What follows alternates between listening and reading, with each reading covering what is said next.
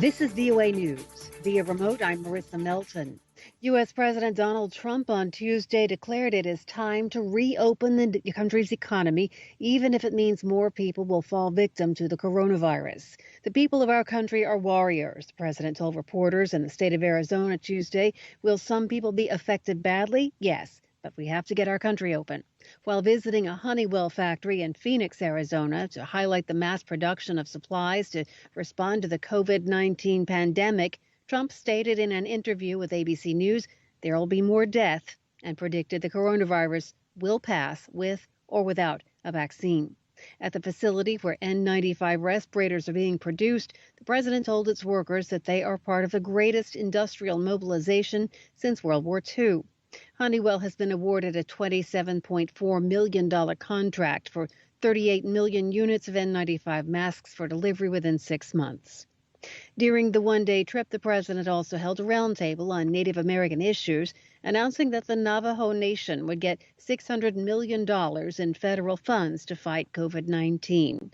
The Indian Territory, which has tribal sovereignty and sprawls across 3 southwestern states, has a per capita infection rate 10 times that of Arizona and behind only the states of New York and New Jersey. President Trump also said the activities of the coronavirus task force headed by Vice President Mike Pence may wind down its activities as the administration moves forward to focus on reopening the economy.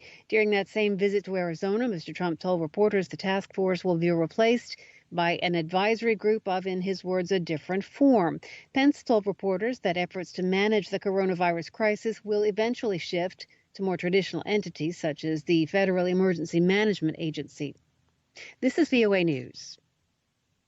Venezuelan President Nicolas Maduro said 2 Americans were among so-called mercenary terrorists who carried out a failed armed invasion of his country earlier this week. President Maduro went on state television Tuesday and showed the passports he claimed belonged to Aaron Betty and Luke Denman, who were among 13 men captured in the failed raid that took place on Sunday.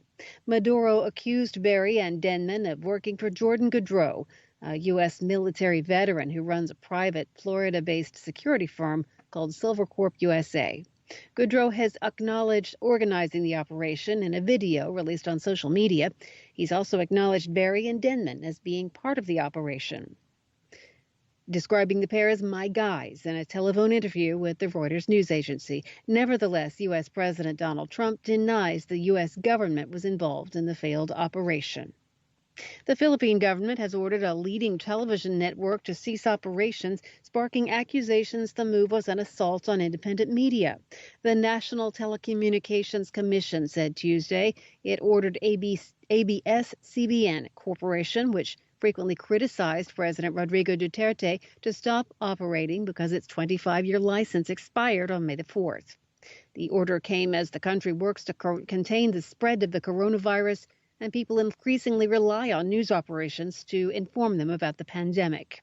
In a statement, the network said millions of Filipinos will lose their source of news and entertainment when ABS-CBN is ordered to go off air on TV and radio tonight, when people need crucial and timely information as the nation deals with the COVID-19 pandemic. Legislators and media watchdogs have also denounced the order. The media giant says it has been given 10 days to respond. 2 pharmaceutical companies said Tuesday their experimental coronavirus vaccine is being delivered in the United States for initial human testing.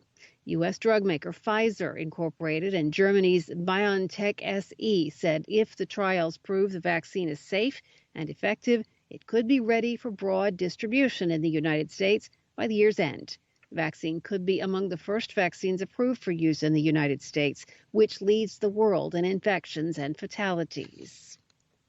The U.S. biotechnology company Moderna and the U.S. government are collaborating on the development of a vaccine that uses similar technology. Phase 1 testing is underway and mid-stage trials are scheduled to begin this quarter. The company said the vaccine uses mRNA technology, which can enable it to be produced more quickly than the typical years-long effort it takes to develop a vaccine.